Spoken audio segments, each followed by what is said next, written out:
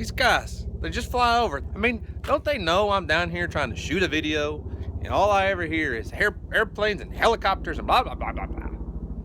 But it's just Chinook, kind of cool.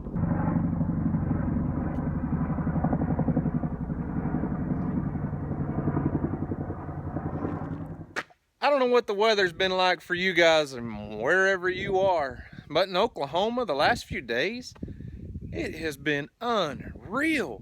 I mean, in the mornings, it's cold. Don't get me wrong. In the mornings, it's like 25, 30 degrees, and you better have a coat on because we got frost and it's cold. But by noon, like this, you could be out here in shorts and a t-shirt. Yesterday, it got up to almost 80 degrees, and I bet right now it's 73, 4, 5 degrees out here. I mean, hard to complain about. That's not hard to complain about, though. Gotta go to John Deere. Hurts to say when you gotta go to John Deere, because if it's green, it's expensive. Not too bad, though. I gotta go pick up a few parts today. We ordered some parts for it the other day, and my friend came out and helped me try to get it going, and we got the wrong part. So hopefully today we'll get the right part and get that thing started up. I think I heard a baby goat, but I don't think I have any new ones. So I turned my goats out this morning so they could go graze. And all the older babies always, you know, once they get 2 or 3 weeks old, they take off with mom and get out and go after them and follow them. There's 2 little babies in here. Mama put them here. There's 2 separate mamas, but those moms know when the babies get big enough to follow them. And clearly these 2 mamas of these 2 babies said y'all aren't ready yet, so they left them here at the barn by themselves.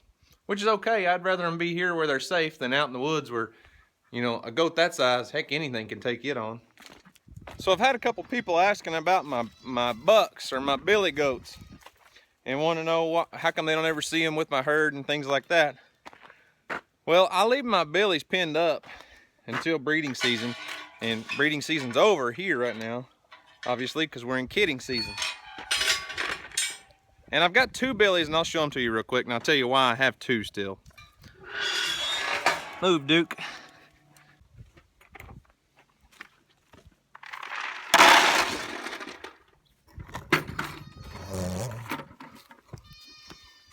Really, guys?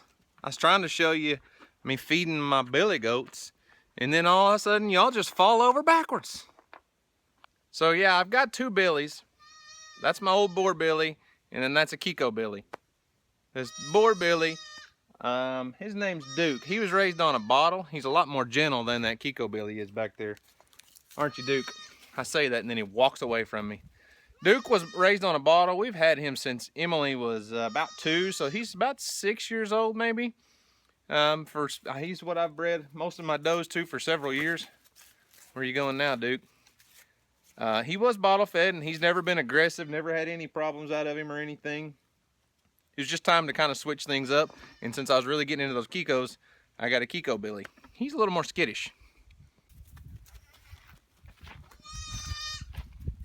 See what I mean? He's not near as friendly as my boar, but he wasn't raised on a bottle either.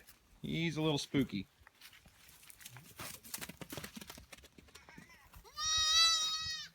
Now the Kiko billy's only about a year old, and he was what I bred most of my does to this year. So I turned him out first. I kind of just trying to figure things out. I turned him out first and gave him about a month to breed on my does. And then I went ahead and turned Duke out. Oh, Duke, what? He likes his head scratched. Then I turned Duke out after about a month just to make sure all my does got bred, that any that he might have missed. And Duke didn't like being locked up, did you? You don't like being separated from his girls. You stink. You stink. So, yeah, the Kiko billy bred most of my does. There was a few, I think, that Duke here had to come back and finish up. And that's why I had a gap in babies. So, all of them that were born at first, I know for sure were from that Kiko. Okay? So, any that were late and ones that haven't bred yet, could either be him or Duke. The lady that I got that Kiko billy from, she's got a really nice Kiko billy that she got from Tennessee or Mississippi or somewhere, and spent a lot of money on him.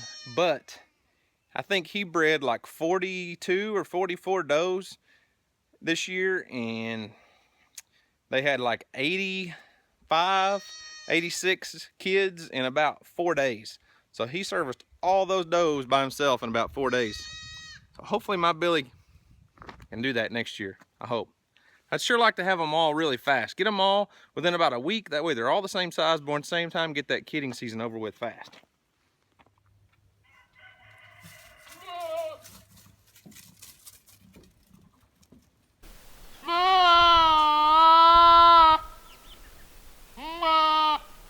So I was sitting in the house working on my seed order from M.I. Gardner, and was sitting there, it's quiet, and I kept hearing this goat, kept hearing this goat, and I came outside, and I guess all I can figure is she must have been napping when the rest of the herd wandered off, and she is walking around lost. I mean, her baby's right there, no big deal. She's not worried about her baby. It's the rest of the herd disappeared on her. She must have been napping, not paying attention. She thinks they just ran off and abandoned her. What a goober.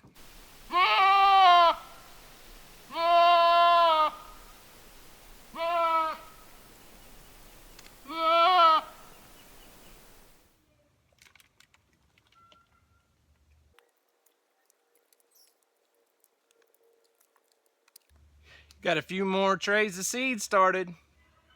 This is my Forrest Gump planting. Peas and carrots. Forrest Gump says they go together like peas and carrots. So there you go, Forrest. I sure hope I get my tractor fixed pretty soon so I can get some dirt in these raised beds, because I'm gonna have them filled up full of starter plants before I can get soil in my beds. Gotta water them in. This little thing right here is awesome. This little watering wand right here, whatever you call it, it's got a whole bunch of different settings, but it's the best thing in the world for watering in these seedlings because it's got a mist setting.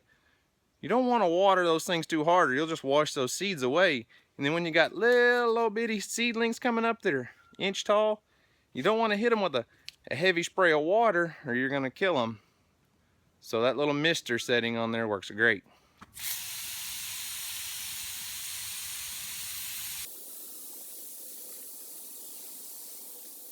So there's 5 trays of seeds all planted and ready to go. We got radishes, beets, spinach, bok choy, and carrots and peas. Never done peas and carrots in those soil blocks before.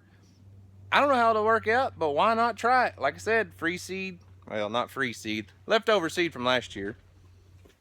Now let me show you something else real quick. So when I built all these raised beds, I planned them out so I wouldn't have any wasted lumber, okay? And I did pretty good. I'm pretty proud of myself. Let me show you my scrap pile. If I can find it, I don't know where I threw my scrap pile. Ha! Found it. I promise I didn't look for that stuff for 10 minutes before I remembered. I put it in the back of my truck. Here's my scrap pile. Out of all that lumber for those raised beds, here's what I had as scrap. 2 pieces, okay?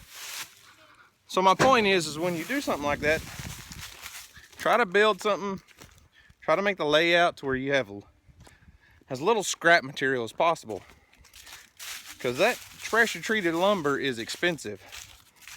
Now, that was all the scrap. I did buy a little bit of extra lumber.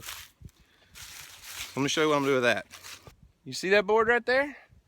It's a 2x10 by 16 foot long. I bought one extra 16 foot long pressure treated 2x10 because you never know, sometimes you might get one that's pretty warped. So what I'm thinking about doing is build me a couple boxes on the ends of the front of my greenhouse. Let me turn this camera around so I'm not in the way. So here's what I'm thinking.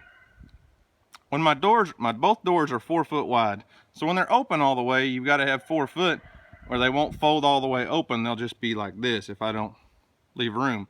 But then I've got another 4 feet or so right here and 4 feet or so right here. So I'm thinking about building me 2 raised beds to put right there. So that one 16-foot board could build me 2 little beds right there. I could put, you know, flowers or something pretty in right there. So I don't know. What are your thoughts? Let me know. What do you think about that? Little flower beds on front for the little pretty factor?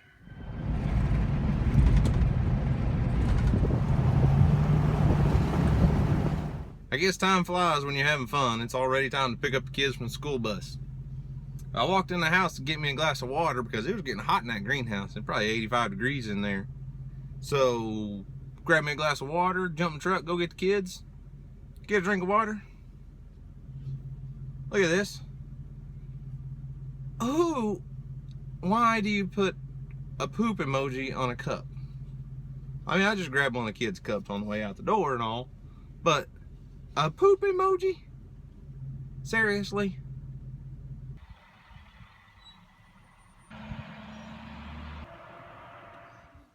Oh yeah, it's just one kid. I forgot Houston was sick. He's at Nanny's house. So it's just Emily. Hi. Hey. Weston stayed at school. He's got tutoring. Houston's sick. Forgot all about that. So it's just us. It's just us. Yep. And there goes somebody on a dirt bike. Yeah, it's the same person. Some kid rides a dirt bike up and down this road all the time. We don't know who it is. Maybe a cop would find out, huh? Nah. What a day, what a day, what a day. Mom and Houston just got home. He's feeling much better. Spent the day at Grandma's house. That's always a cure for sickness, right? Fix to load up, head out to basketball games. It's that time of year. It's what we do in the evenings. Got my scraps from my juicer going to the chickens this evening. But while I was out here, I wanted to do something real quick. I had a question on one of my videos the other day about me letting these goats out if it was hard to get them put back up. Well, I'll answer that question real fast. Because here they come. They just see me. If you know, I don't feed them all the time. This time of year I feed them a little bit. But once they get used to that feed bucket, there you go, chickens. Once those goats get used to that feed bucket, they just come running when they think you're gonna feed them. It's not hard at all. You know, hungry? You've been out eating all day. Hey there, Miss Priss. Did you find your herd? Are you happy now? Come on, goats. Yeah, so here's how hard it is to get them to come back in after I've turned them out all day. I don't even have any feed in this thing. Come on, goats. Come on, goats. Woo! Come on, goats. Come on, goats. Woo! Come on, goats.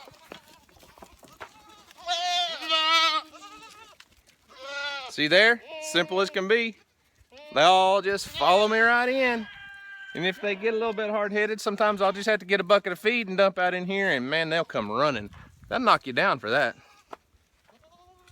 Make sure I got them all in. Lock the gate, and we're off. So yeah, simple as that. Those goats get used to you. They know who you are. If someone else come out here, they wouldn't be quite as easy to get back in. But they know me, and they trust me, and they follow me. They think I got feed in the bucket. Easy peasy. Thanks for watching, guys. I sure appreciate it. Hey, if you're not following us on Facebook and Instagram, look us up, Homestead Homestead. Just living life, living life. Thanks for watching, guys. Y'all have a great day. We'll see you on the next video.